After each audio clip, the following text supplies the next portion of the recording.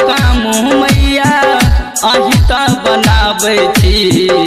बिगड़ल काम मैया अही त बनाबै छी फिर किया मैया अहाँ गरीब के रुबाबै छी फिर किया मैया अहाँ गरीब के रुबाबै छी बिगड़ल काम मैया अही त बनाबै छी बिगड़ल काम मैया अही त बनाबै छी फिर किया मैया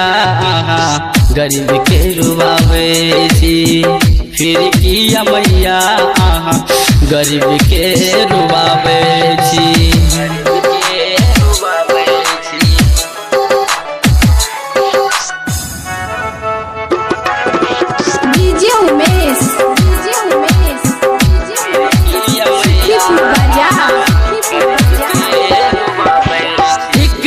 नसीब मैया हमरो लिखलू टूटल कपारिया टूटल घरिया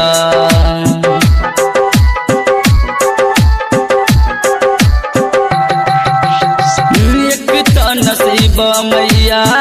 हमरो लिखलू टूटल कपारिया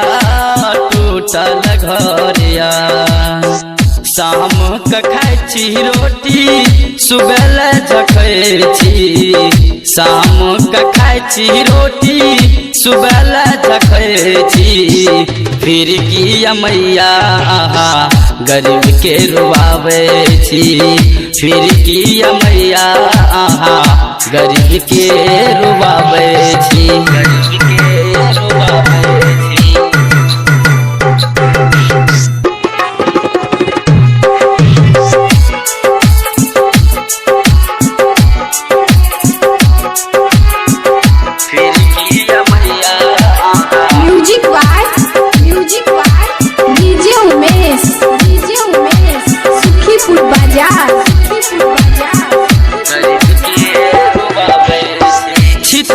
गरीब मैया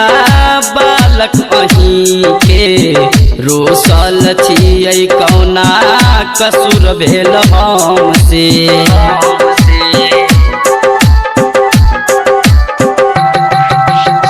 छित हम गरीब मैया बालक अही के रोसल छियै कौना कसूर भेल हमसे मैयो के माई मैयो अही तक कहाबै छी मैयो के माई मैयो अही तक कहाबै छी फिर किया मैया अहाँ गरीब के रुबाबै छी फिर किया मैया अहाँ गरीब के रुबाबै छी गरीब के रुबाबै छी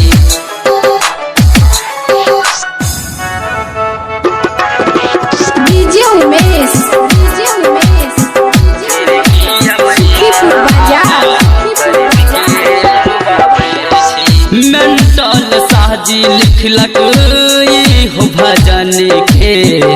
गावैया रमेश रॉकी ध्यान लगाई के